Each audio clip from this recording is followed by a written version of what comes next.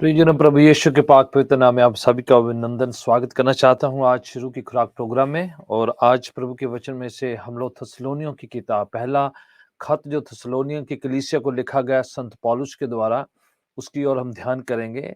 और उसी के दौरान जो है चंद हवाले आपके साथ में शेयर करूंगा। फिर हम प्रार्थना में जाएंगे और मैं चाहूंगा कि हम मिलकर उन हवालों को सीखें, लर्न करें। और कुछ इंस्ट्रक्शन है, हदायतें हैं व्यवहारिक तौर पर कलीसिया को संत पौलुस कुछ प्रैक्टिकल जो हैं गाइडेंस देते हैं कि हमें क्या करना है और कैसे अपनी ज़िंदगी में परमेश्वर की नज़दीकी में आना है। तो क्यों ना उन इंस्ट्रक्शन को, उन हदायतों को, उन गतिविधियों को जो हमारी ज़िंदगी से होती हैं, उसको हम लर्न करें, ताकि जो है प्रभु के वचन को जो है सीखा जा सके और प्रैक्टिकली तौर पर अपनी ज़िंदगी में उतारा जा सके। ये जो खत है संत पौलुस के द्वारा लिखा गया है, ये सन 51-52 एडी के करीब लिखा गया है। और संत पौलुस जो कलीसिया को जो है उभारते हैं और अपलिफ्ट करते हैं और उनके कई सवालों को भी जवाब देते हैं जो उन्होंने उनको चाहिए यीशु की सेकंड कमिंग को लेकर। और तमाम जो है व्यवहारिक तौर पर, प्रैक्टिकल तौर पर जो सवाल है उनका उत्तर दिया जाता है इस किताब में, इन खतों में। तो पहला थिस्सलुनीका खत उसका चौथा अध्याय और उसकी तीसरी और चौथी पंक्ति में संत पौलुस इस प्रकार से जो है उनको खत के जरिए से लिखता है कि ये परमेश्वर की मर्जी है कि आप पवित्रताई में आगे बढ़ते चले जाएं। पवित्रताई में जो है खुदावन की उस पाकीज़गी में आगे बढ़ते चले जाएं और तमाम बातों से अपने आप को बचाते हुए, अपने आप को प्यूरिफाई करते, अपने आप को सेंटिफाई करते हुए खुदा उनमें आगे बढ़े। और किस तरह से अनैतिकता से और शैतान की हर तरीके के प्रलोभन से, लालच से और हर तरह की आजमाइश से जो है फतह पाते हुए सेंटिफाई करते चले जाए, पवित्रताई में आगे बढ़ने पाए। तो ये जो वर्ड है सेंटिफिकेशन या पवित्रीकरण, या अपने आप को पाक करना, पवित्र करना, ये अपने आप से नहीं होता है। हम सरेंडर करते हैं प्रभु के चरणों में, अपने आप को सुपुर्द करते हैं और परमेश्वर के चरणों में लाकर अपनी ज़िंदगी को खुदावन के सामने सौंपते हैं। परमेश्वर प्रभु यीशु जो है अपने वचन के द्वारा, अपने पाक लहू के द्वारा और जो है पवित्र आत्मा की प्रेरणा के द्वारा हमें हमारी रहनुमाई करते हैं और हम जो है पवित्रताई में आगे बढ़ते हैं। एक जो है पवित्रताई जिसे रास्तबाजी कहते हैं या फिर परमेश्वर की यीशु की धार्मिकता कहते हैं, वो हम प्रभु यीशु से ग्रहण करते हैं। वो हमारी अपनी नहीं है। प्रभु यीशु जो है अपनी धार्मिकता, अपनी जो है पवित्रताई हमें देते हैं। दूसरा जो हम जो है उसमें चलते हुए स्वयं अपने कर्मों के द्वारा से, अपने कामों के द्वारा से उसको ऑब्टेन करते हैं, उसको उतारते हैं, उसको लागू करते हैं। ये किसी और का काम नहीं है बल्कि स्वयं का काम है और पवित्र आत्मा हमें गाइड करते हैं। हम स्वयं जो है, खुद जो है ऐसे फैसले लेते हैं, ऐसे जो हैं वो चुनाव करते हैं, ऐसे जो है अपनी ज़िंदगी में उन कामों को पिक करते हैं ताकि जो है हम जो है स्वयं अपनी स्वेच्छा से, अपनी खुद की मर्ज़ी से पवित्रता को चूज़ करें। प्रभु यीशु कहते हैं कि इस दुनिया में 2 दरवाज़े हैं, एक सकरा है जो ज़िंदगी का है, एक ब्रॉड है या बड़ा है जो नाश की ओर लेकर जाता है। तो हमें स्वयं को खुदावंद कहते हैं कि आप सकरा मार्ग जो है, नैरो जो है मार्ग, उसको चूज़ करें। जो कठिन तो है, मुश्किल तो है, क्योंकि वो पवित्रताई का है, ज़िंदगी का है, पर वो जो है थोड़ा मुश्किल है दूसरों से। सो वो सेंटिफिकेशन जो है प्रभु यीशु की ओर से हमें मिलता है और अपनी ज़िंदगी में उतारते हैं। एक प्रोसेस है, एक प्रक्रिया है। हम यीशु के लहू के द्वारा जैसे उसे ग्रहण किए, उस समय हम सेंटिफाई हो जाते हैं। पुरानी बातें जाती रहती हैं, सब कुछ नया हो जाता है।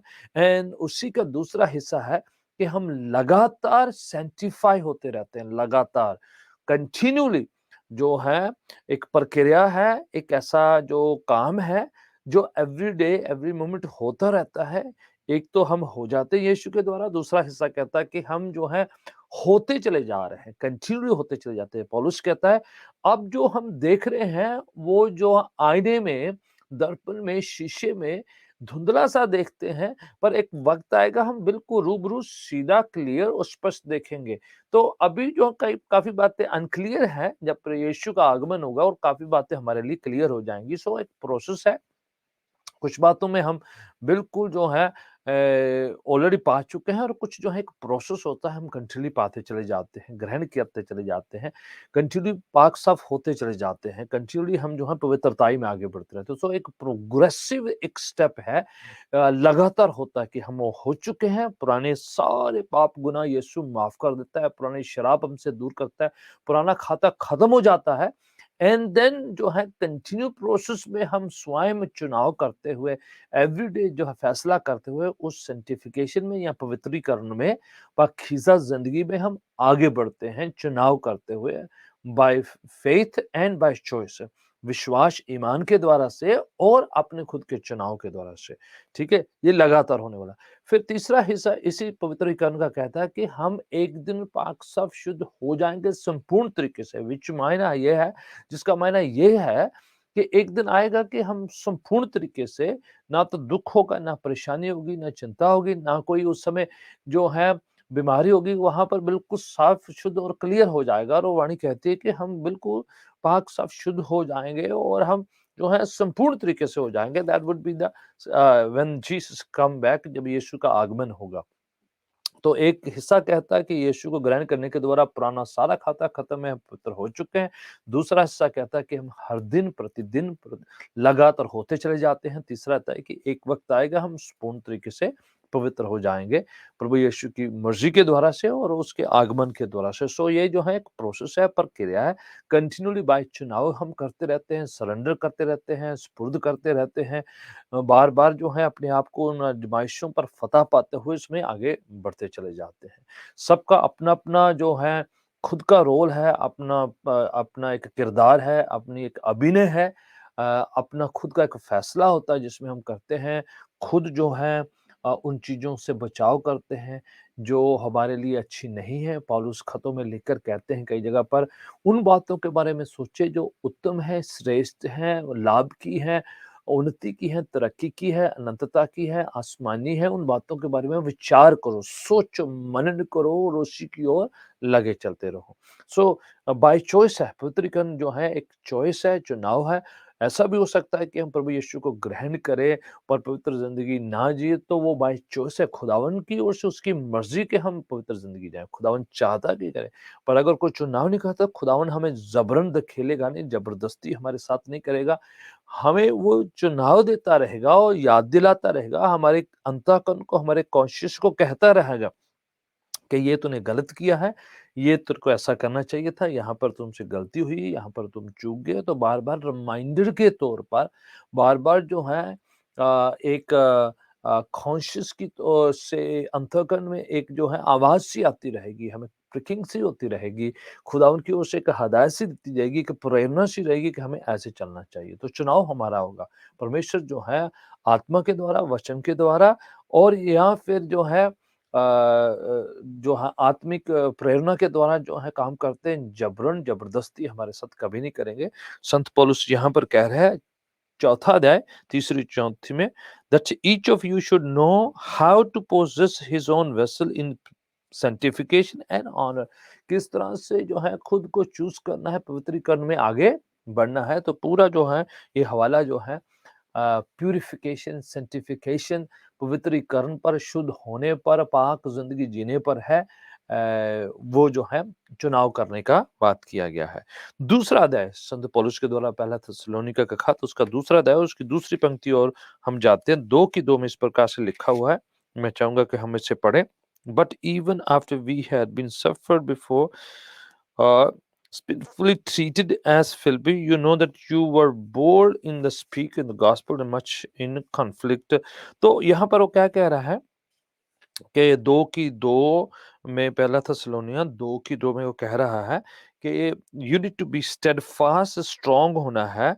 जिस तरह से हम जो है हर तरीके से मुश्किल में, परेशानी में, चिंता में लगे रहे हैं, रूटेड रहे हैं, ग्राउंडेड रहे हैं, उसी तरीके से कलीसिया को भी दलेरी के साथ, हयाव के साथ, कॉन्फ्लिक्ट हो, परेशानी हो, चिंता हो, उसी के बीच में जो है ग्राउंडेड रहना है, स्टेडफास्ट रहना है, दृढ़ रहना है, मजबूत बने रहना है। तो दूसरा जो हदायत है, पहला है अपने आप को पवित्र करना, दूसरा है कि शेक नहीं होना, मूव नहीं होना, डगमगाना नहीं है, और दृढ़ रहना है, मजबूत रहना है, स्ट्रॉन्ग बने रहना है, ये उसने कहा है।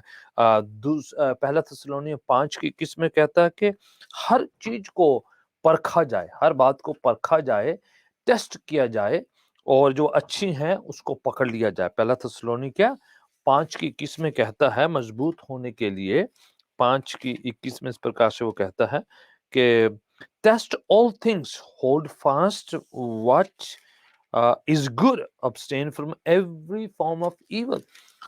सब चीजों को परखा जाए और जो अच्छी हैं, बेहतरी की हैं, तरक्की की हैं, उनको जो है पकड़ लिया जाए। सो परखना हमारा काम है, डगमगाना नहीं है, बहक नहीं जाना है, रूठ नहीं जाना है, नाराज नहीं हो जाना है, निराश होकर क्विट नहीं कर देना है, बीच रास्ते जो है त्याग नहीं देना है, बल्कि हर चीज को, हर बात को परखने के लिए, हर रूह को परखने के लिए, हर जो शिक्षाओं को परखने के लिए, हर तरह की जो शैतान के जो आज़माइशें आते हैं उसमें परखना है, जाँचना है, देखना है, डायग्नोस करना है और जाँच करना है कि क्या इसमें प्रभु की मर्ज़ी क्या है और शैतान क्या मुझसे करवाना चाह रहा है? क्या मुझे बहका रहा है? क्या वो मुझे बिगाड़ने की कोशिश कर रहा है? क्या मुझे जो है परमेश्वर से दूर ले जाने की कोशिश कर रहा है? So everything we need to test. पॉलुस कह रहा है टेस्ट एवरीथिंग और जो अच्छी है उसे पकड़ लिया जाए। So this happens with everything, हर जगह पर होता है। मसीह जिंदगी में होगा, प्रार्थना में होगा, वचन पढ़ने में होगा, वचन सीखने में होगा, कलीसिया में होगा, कलीसिया के लोगों के साथ होगा, आपस में होगा, प्रार्थना की मंडली में होगा। तो कहीं पर भी कुछ भी जो है ऐसा हो सकता है जो वचन के मुताबिक नहीं है।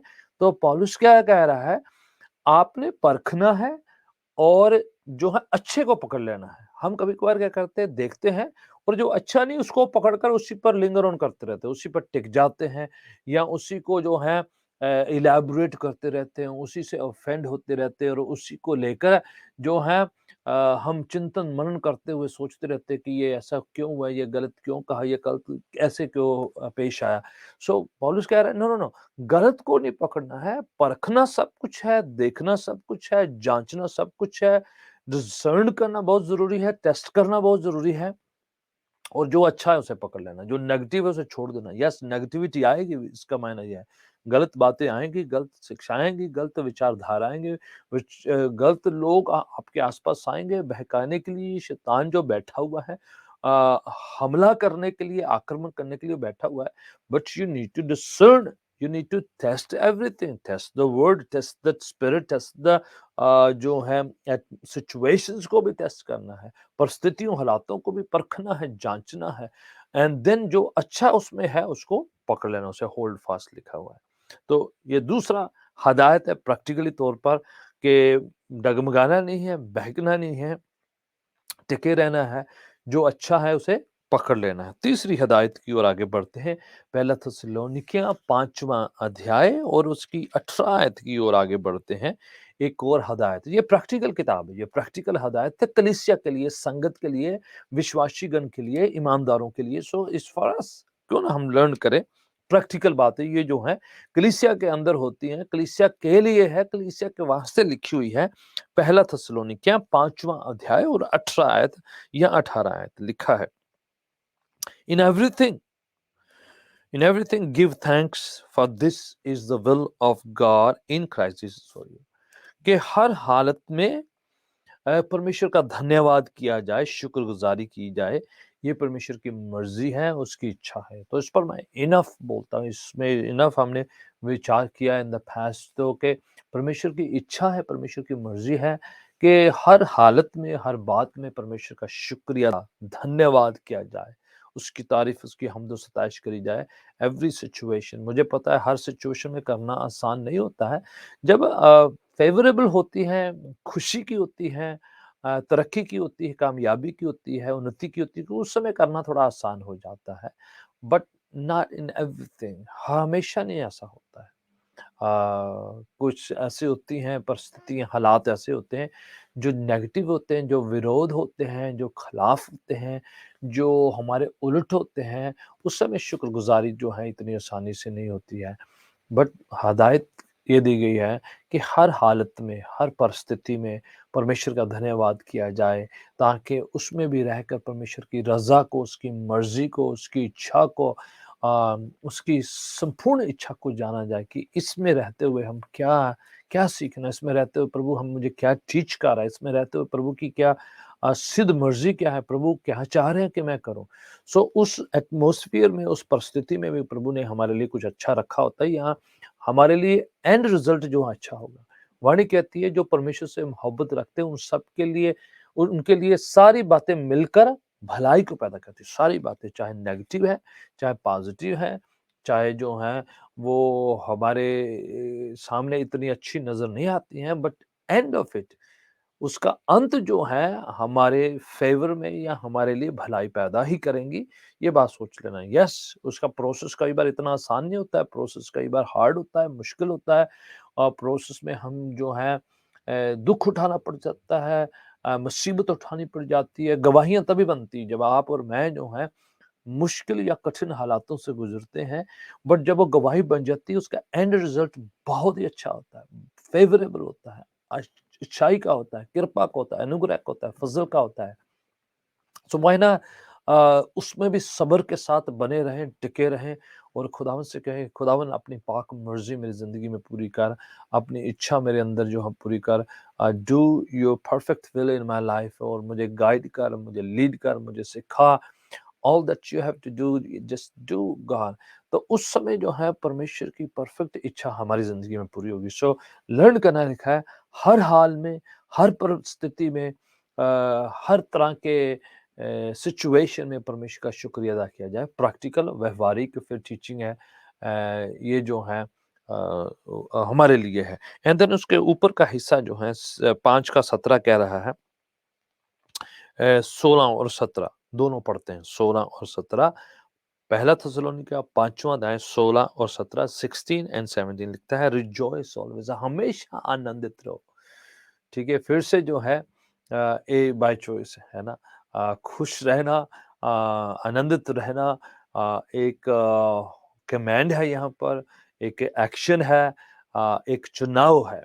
ये अपने आप नहीं होगा कई बार मुश्किल है होना पर जो है कहा गया कि ऐसा करो।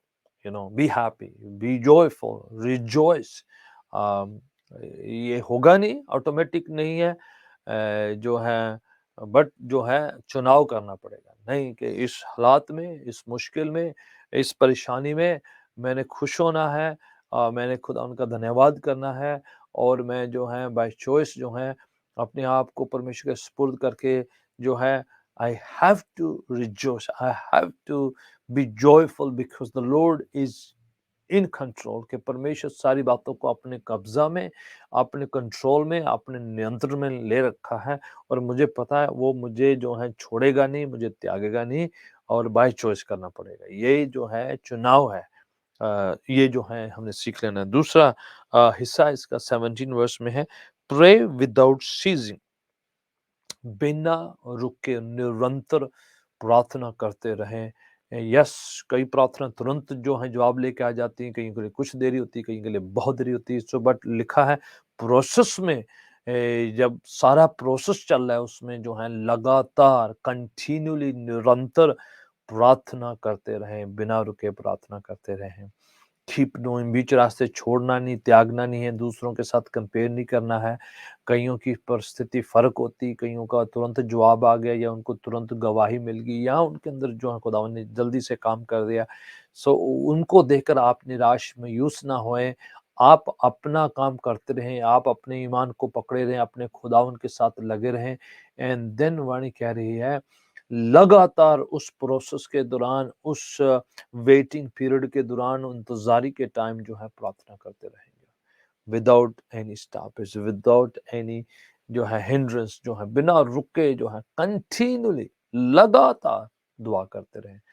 ये ये जो है बेस्ट तरीका है कि जब प्रार्थना का जवाब डिले हो जाता है हमारे हिसाब से जो है लेट हो जाता है that's when we need to really keep depending on the Lord और कहना है खुदावन मुझे पता तू करेगा पास्ट में आपने किया है अब भी आप करेंगे और भविष्य में भी आप करते रहेंगे तो ये जो है चुनाव है फिर से आप और मैं जो लगे रहें खुदावन के साथ जो बने रहें टिके रहें आखिरी हिदायत इस आज के वचन के लिए जो है मैं आपके साथ जो बाँटना चाह रहा हूँ, जो इस किताब में या इन पहला और दूसरा थिस्सलुनीका में संत पौलुस जो हैं बड़े विवरण के साथ खुलासा करते हुए, बड़े विख्यात तरीके से उनको बताते हैं, वो यीशु के आगमन के बारे है।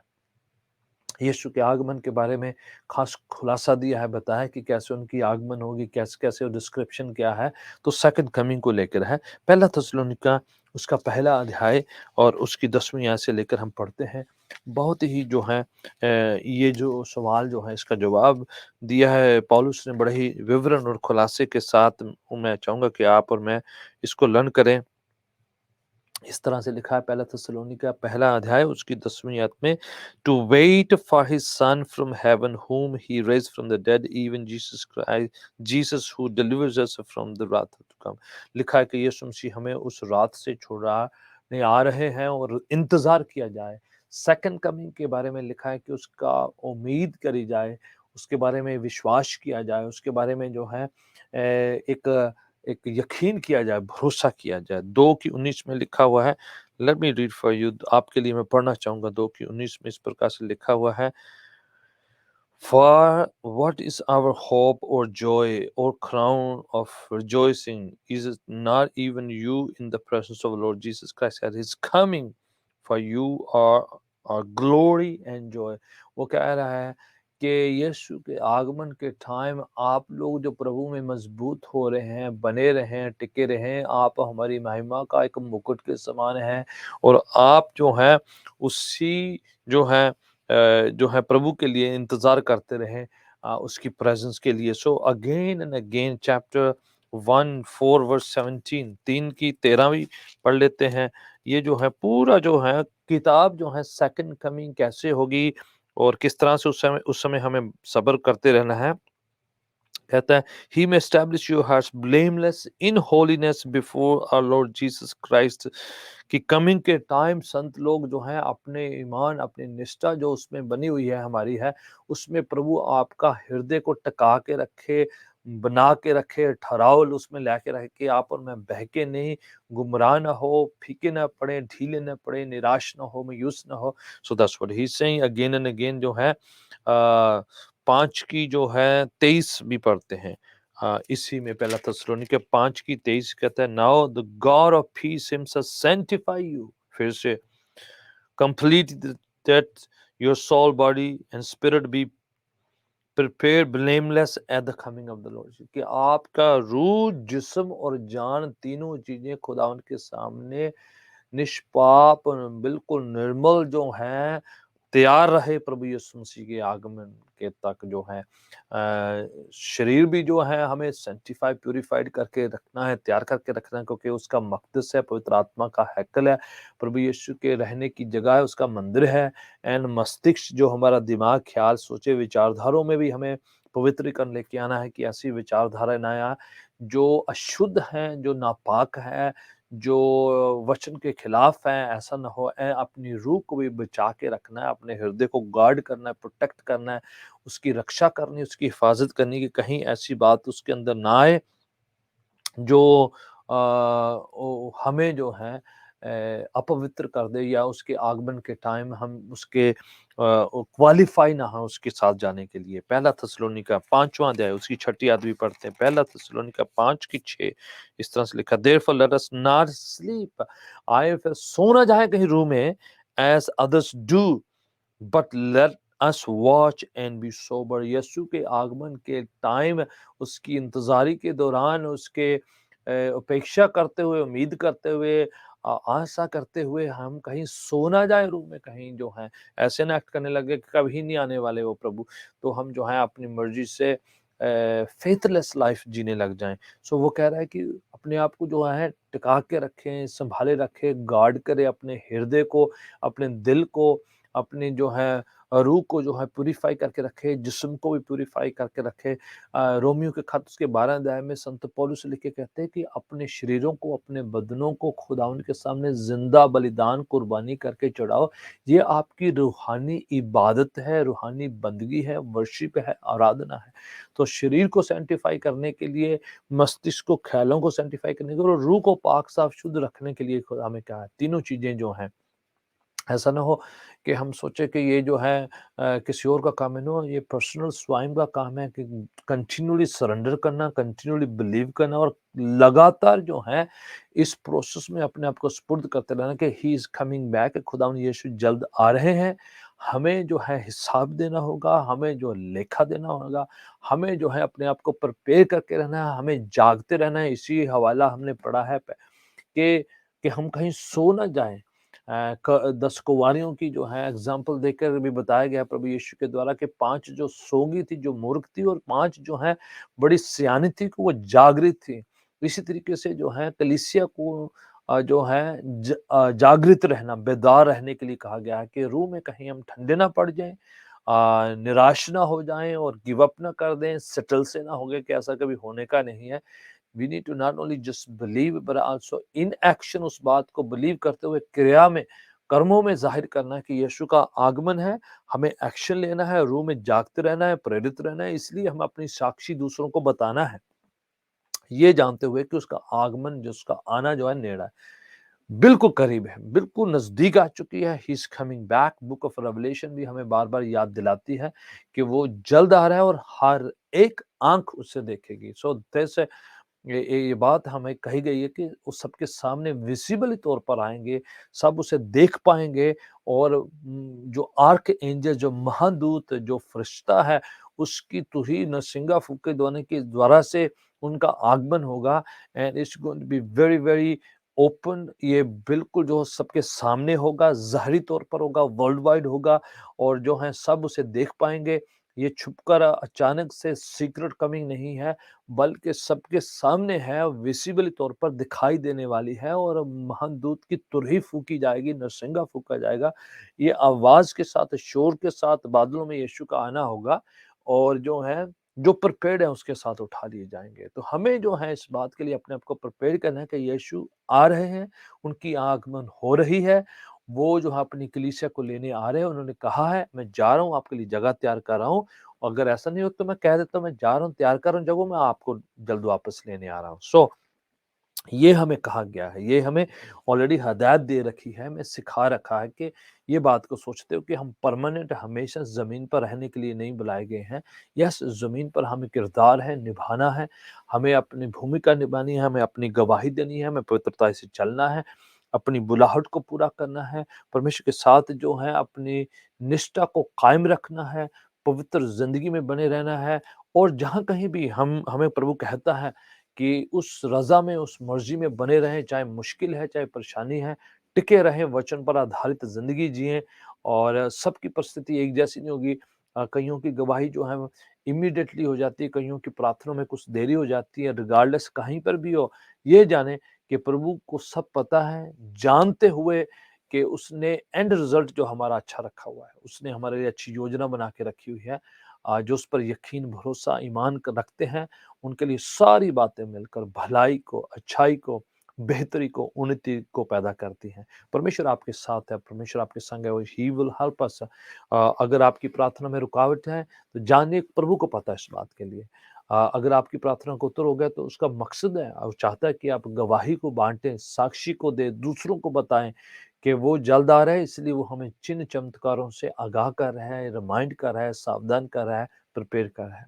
आइए मिलके खुदावंद के चरणों में अपनी ज़िंदगी को सुपुर्द करें और प्रैक्टिकली तौर पर वो ऐसी ज़िंदगी जिएँ जो खुदावंद को खुश करती है, पसंदीदा है। Praise God, God bless you. इसी प्रोग्राम में मैं नेक्स्ट टाइम फिर आपके साथ मुलाकात करूँगा। ये व्यावहारिक टीचिंग हम लर्न करते रहेंगे और खुदावंद के साथ चलते रहेंगे। God bless you all.